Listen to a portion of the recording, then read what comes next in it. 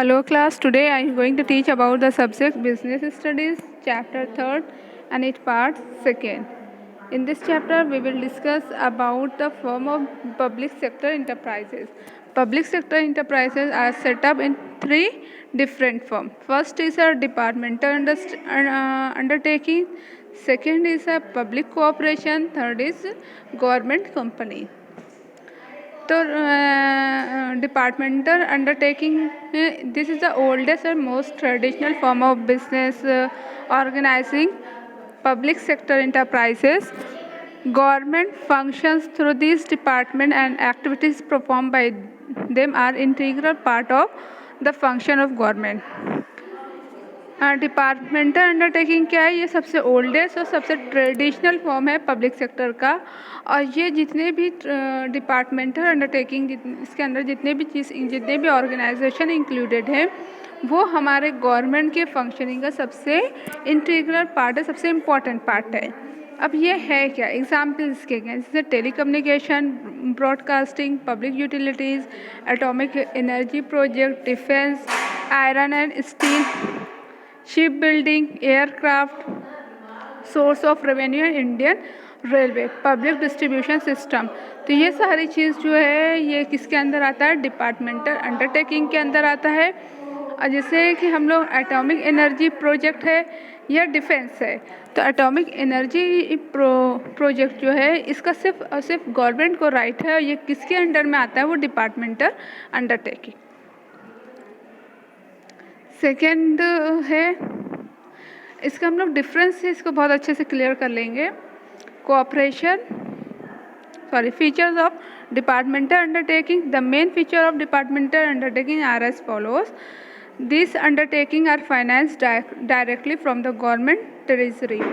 इसकी जो ये जितने भी डिपार्टमेंट हैं इसकी फाइनेंसिंग कौन करता है? गवर्नमेंट ट्रेजरी से होती है. सेकेंड पॉइंट है, this undertaking are subject to account and audit control applicable to the other government activities. और इसकी अगर कोई भी ऑडिट कर रहा है, इसकी जो भी अकाउंटिंग कंट्रोल किया जाता है वो जो है कोई दूसरी गवर्नमेंट एक्टिविटीज़ इसको करती है, मतलब इसकी ऑडिट चेक करना. The requirement, appointment, condition of service of its permanent staff are similar to those of any other government employees.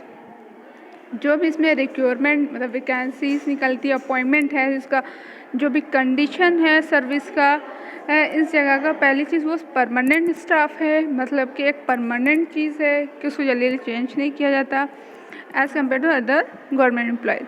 It is generally considered the major subdivision of the government and its subject to direct control of the ministry. और इसका जो भी control होता है direct उसका ministry के through ही होता है. इसका सब डिवीज़न किसके थ्रू होता है? वो गवर्नमेंट के थ्रू.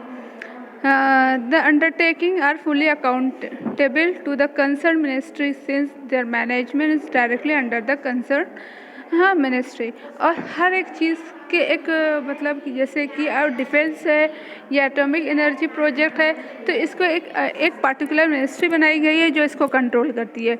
आयरन है, स्टील, शिप बिल्डिंग, एयरक्राफ्ट, उसके लिए अलग बनाया गया है. रेलवे इंडियन रेलवे, इसके लिए ये सारे रेवेन्यू सोर्सेस है, तो इसके लिए एक अलग मिनिस्ट्री डेवलप की गई है और उसके थ्रू इन सारी चीज़ों को कंट्रोल किया जाता है. सेकेंड है public cooperation.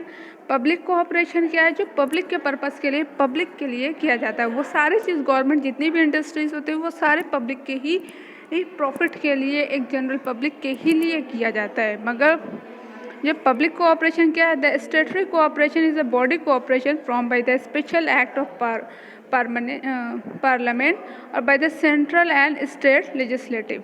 It is fully financed by the government. Its power, object, limitation are also decided by the act of legislative.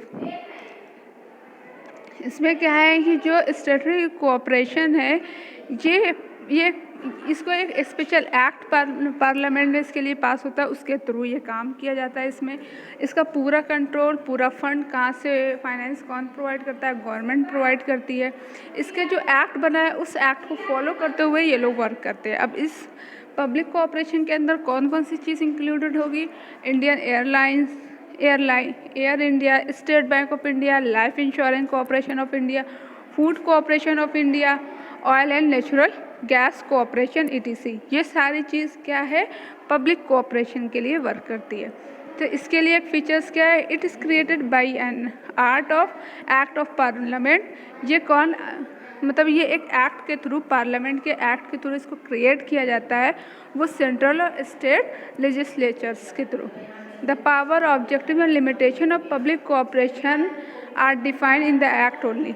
जो भी पावर इसमें दिया गया है, जो भी ऑब्जेक्टिव है, जैसे कि स्टेट बैंक ऑफ इंडिया है, इसकी जो ऑब्जेक्टिव है, या एयरलाइंस, इंडियन एयरलाइंस, इसकी जो भी ऑब्जेक्टिव है, वो एक्ट के ही थ्रू इनको डिफाइन किया जाता है। It operation under total control of central and state government. इसका जो भी कंट्रोल होता है, मतलब कि स्टेट बैंक ऑफ इंडिया का जो कंट्रोल होगा, लाइफ इंश्योरेंस पॉलिसी से रिलेटेड जो कंट्रोलिंग होगा, या ऑयल एंड नेचुरल गैसेस से रिलेटेड जो भी कंट्रोल होगा, वो सिर्फ और सिर्फ स्टेट और सेंट्रल गवर्नमेंट के हाथ में होता है। It is a separate legal entity. हम लोग ने डिस्कस किया था सेपरेट लीगल एंटिटी क्या है। तो ये जो है पब्लिक कोऑपरेशन, ये एक सेपरेट लीगल एंटिटी है। It is manage by the board of director who are nominated by the government. और ये इसको मैनेज कौन करता है? Board of director. और बोर्ड ऑफ डायरेक्टर को कौन अपॉइंट करता है? गवर्नमेंट अपॉइंट करता है, गवर्नमेंट नॉमिनेट करता है। 6 point, the public cooperation has its own rule of requirement, remuneration of its staff and employees. इनका खुद का एक रूल होता है। जब वो किसी को अपॉइंट करते हैं, जब वो किसी को सैलरी देते हैं, तो अपने स्टाफ को, अपने एम्प्लॉयज से रिलेटेड इनका खुद का रूल होता है कि वो किस रूल पर, किस लेवल पर, किस तरह की इनकम के, उनकी क्या इनकम होगी, सिलेक्शन प्रोसेस क्या होगा। तो ये लोग खुद जो है अपने रूल्स के हिसाब से फॉलो करते हैं। It enjoy administrative autonomy and it is relatively free from the political interfere. तो ये पॉलिटिकल इंटरफेयर से एकदम ही क्या होते हैं? डिफरेंस होते हैं। मतलब पॉलिटिकल जो इंटरफेयर इसमें कुछ भी नहीं करते। जो भी हमारे लीडर्स होते हैं ये, तो इनका कोई भी इंटरफेयर इसमें नहीं होता। The main motive of public cooperation is service.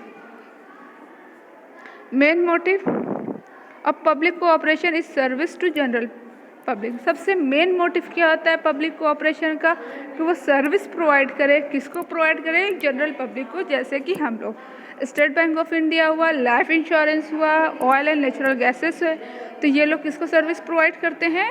हम लोगों को प्रोवाइड करते हैं। इसीलिए इनका मेन मोटिव क्या होता है? जनरल पब्लिक को सर्विस प्रोवाइड करना। It is accountable to parliament and state legislature for its operation. It has to submit its annual report on its working।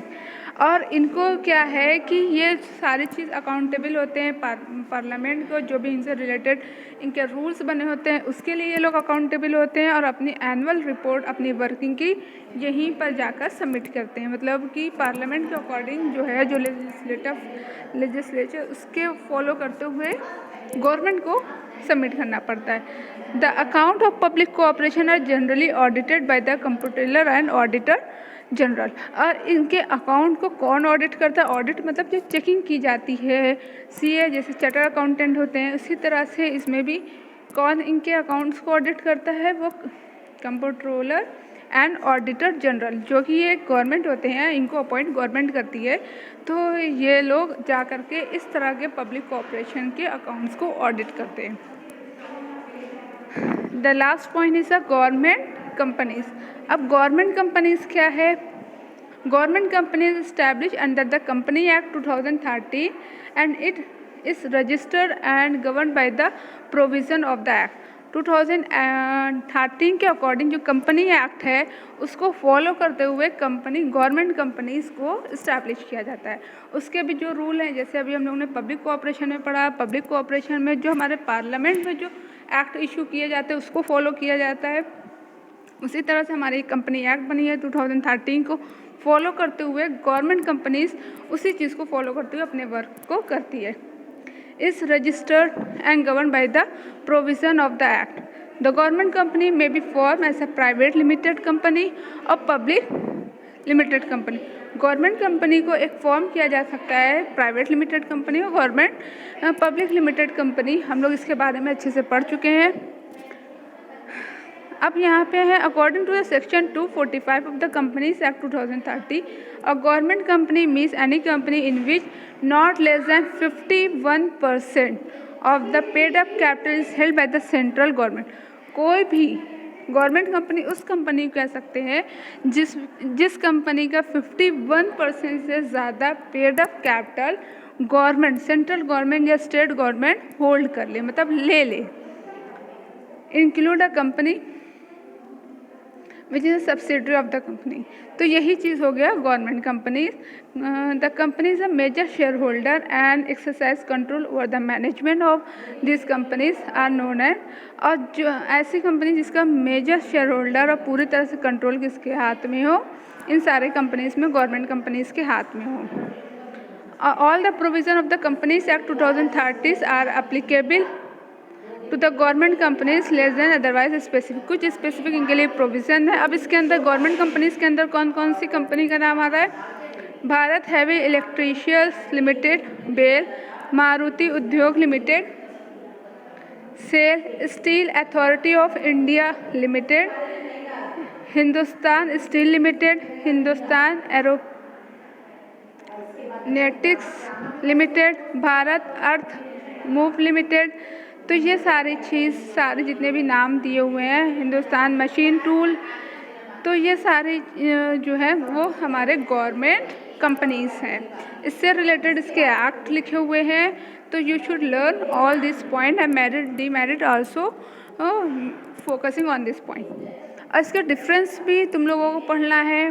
Departmental undertaking और पब्लिक कोऑपरेशन, गवर्नमेंट कंपनी, सबका difference भी अच्छे से पढ़ लिए। Book में available है, अच्छे से समझ लीजिए। If you have any doubt you can ask me question. Thank you.